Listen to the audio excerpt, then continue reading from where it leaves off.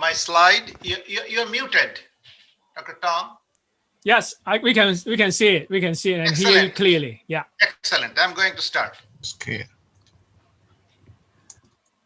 Well, very good morning, good afternoon, and good evening, the participants across the globe. And I'm really honored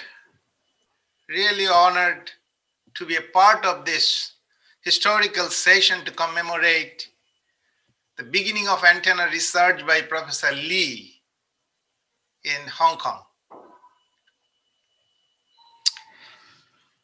Thank you, Professor Luke and Professor Tong, for giving me this opportunity and inviting me to be a part of this. So I'm going to my presentation. Actually, it is a brief introduction. When I was being introduced to this new field, antenna, then microstrip antenna,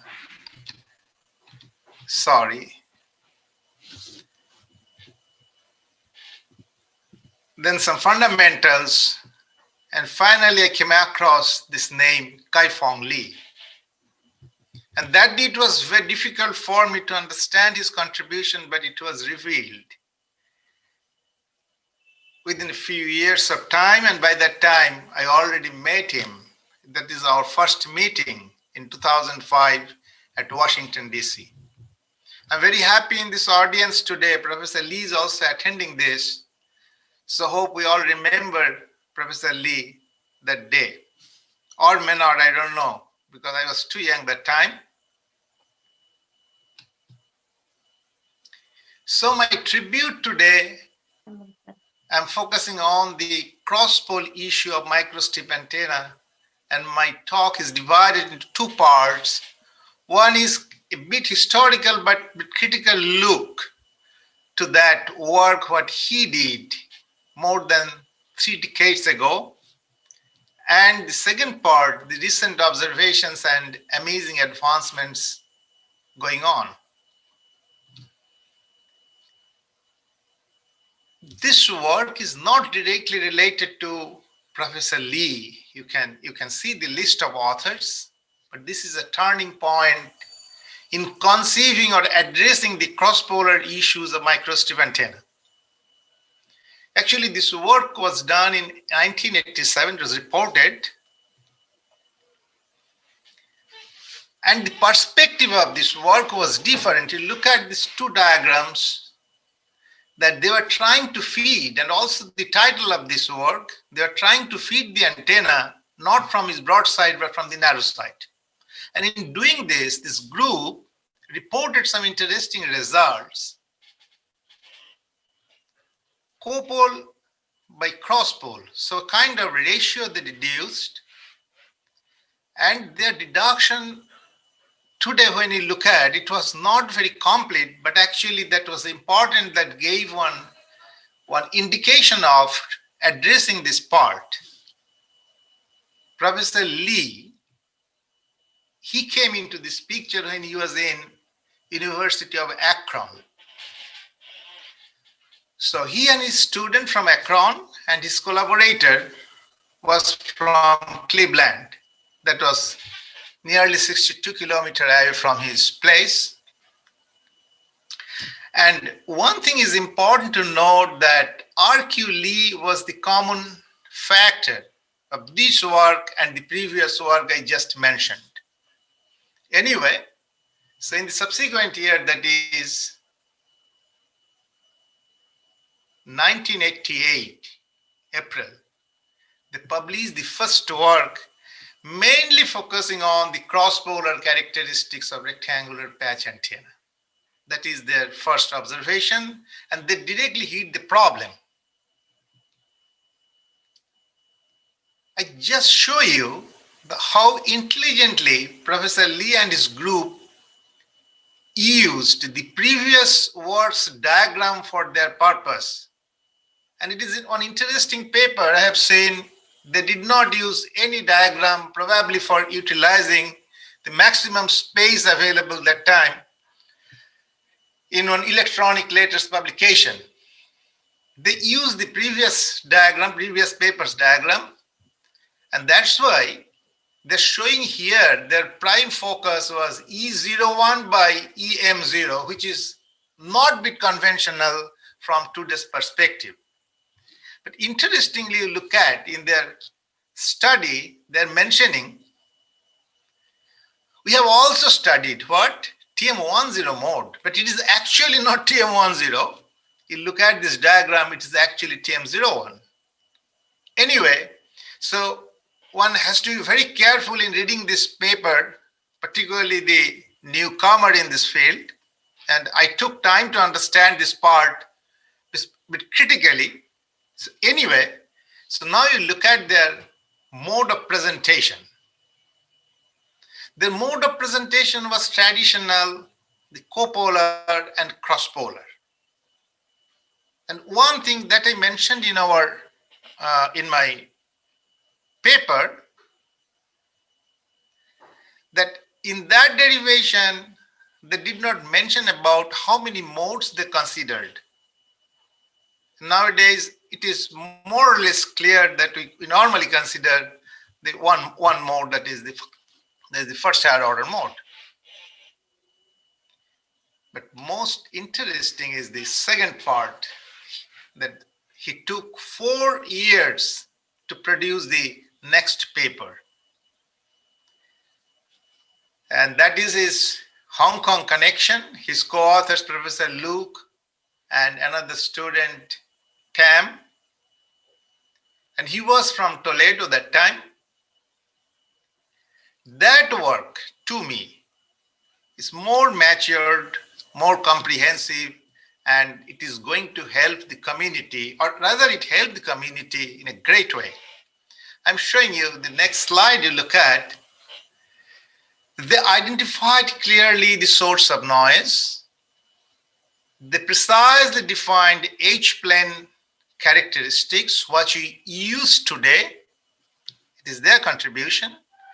And more interestingly, in that same paper, they indicated this part, that is the 45-degree diagonal plane issue.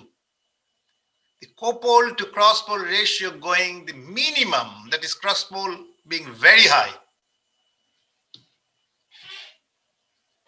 After that, you look at this impact. So antenna community started different types of exploration with different tools. Why? To stop or reduce the cross-pole. So based on that knowledge, antenna researchers started digging out what are the techniques. Interestingly, they tried to stop the noise, but over the H-plane only. Only the orthogonal plane.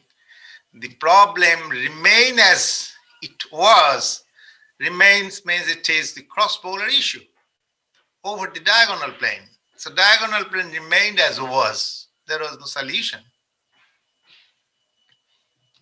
Question is something else? The one clue we already had, that is higher order mode, but killing the higher order mode is not enough. So more than 30 years it took to solve the problem. And it is in January this year, 2020, or almost end of this year. So almost a year ago, the solution was reported. That is, the all skewed and orthogonal plane solution is possible. Question is how? Very simple. I'm going to show you the results. Normally you look at the that is the diagonal plane problem, how strong it is when you're using the conventional ground.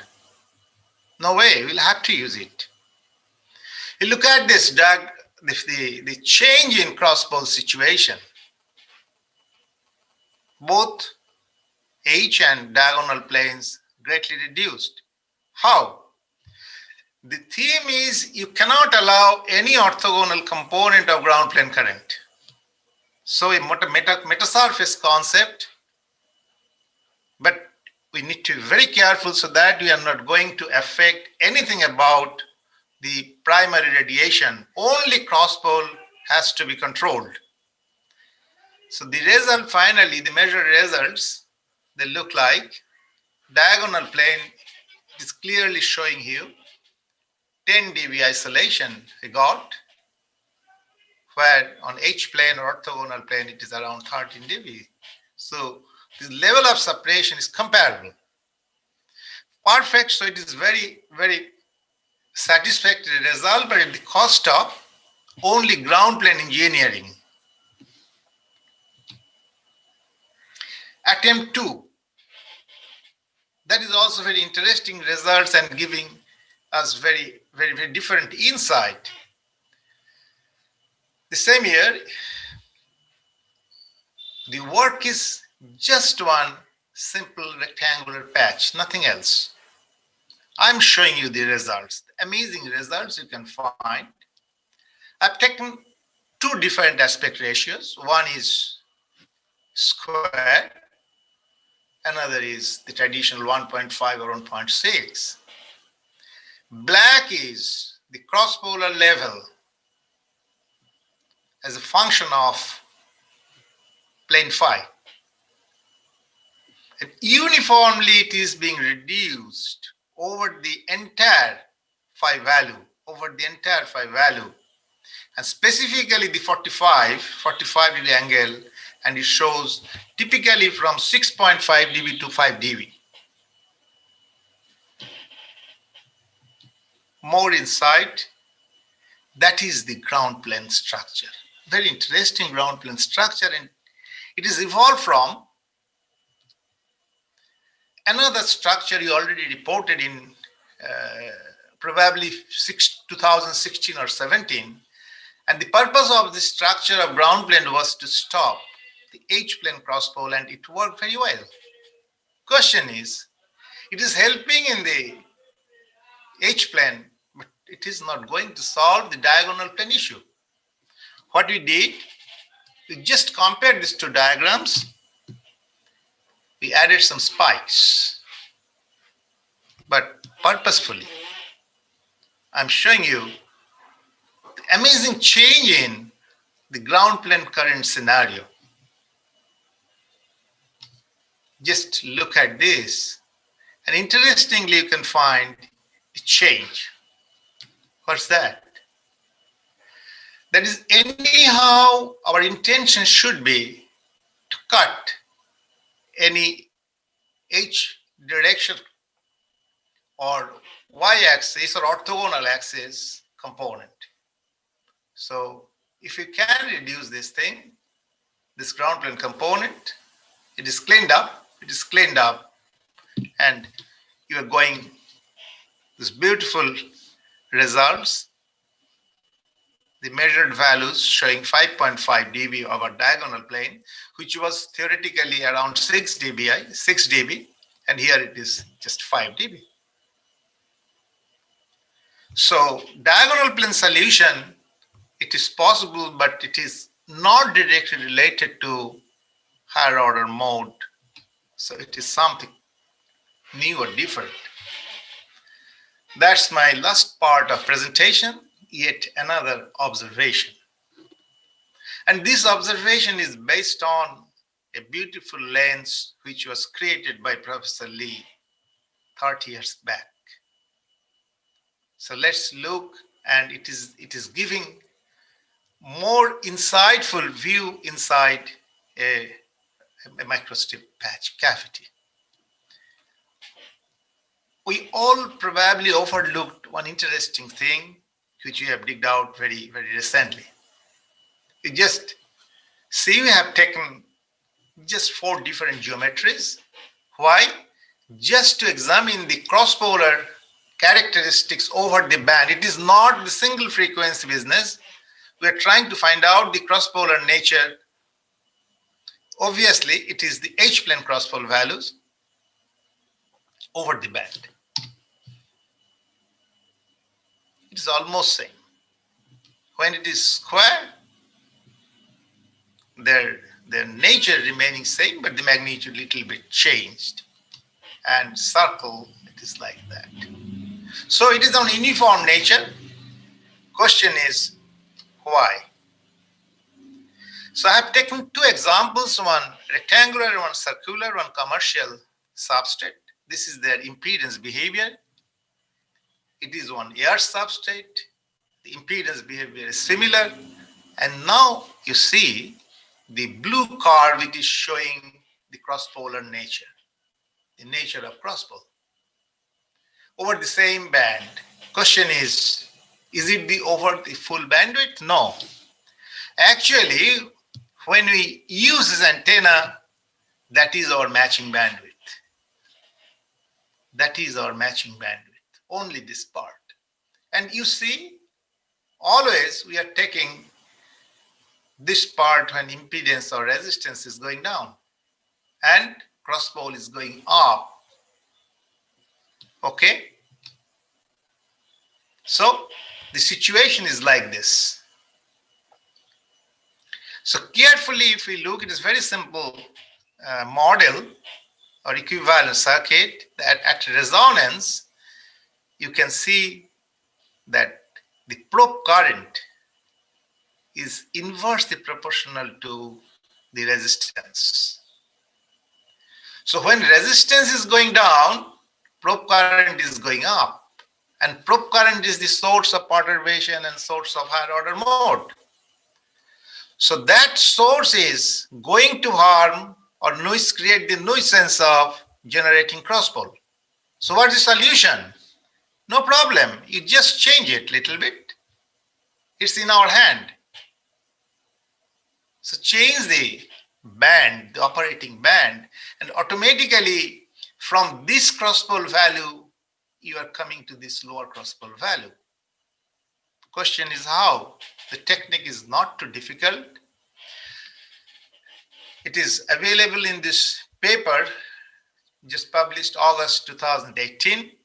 And I just mentioned because Professor Luke is present and he's one of the members of this today's panel. So he used his technique of capacitive probe, and when he used this capacitive probe, easily you can tune the bandwidth from one value to another value. So thank you, Professor Lee, for giving this next generation like us, for illuminating us with your real wisdom and knowledge. Thank you. Thank you all. Thank you. Thank you, Professor Guha. Great. So so Professor Luke, do you want to come in and introduce Yes. Thank you all, our distinguished speakers joining the session today. And I think the all the talks are very insightful and will be very beneficial to our younger generation and many people who is working on microstrip antennas. I think we need to move to the second important part. To invite Professor Lee to say something. But before that, may I first propose a group photo with all the speakers and participants first. So may I suggest all the guests and participants